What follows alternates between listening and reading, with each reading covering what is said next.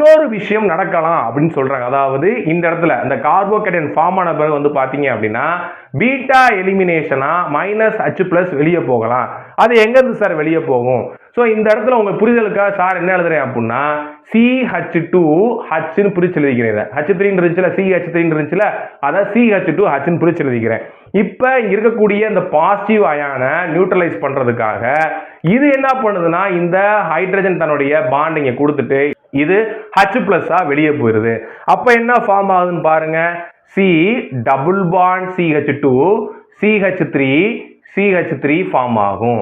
இதுக்கப்புறம் நீங்க என்ன பண்ண போறீங்க அப்படின்னா HBr அடிஷன் பண்ணீங்க அப்படின்னா உங்களுக்கு அந்த அல்கைல் ஹைலைடு கிடைக்கும் அப்படின்னு இந்த 2 ஸ்டெப்பையும் புக்ல கொடுத்துருக்காங்க.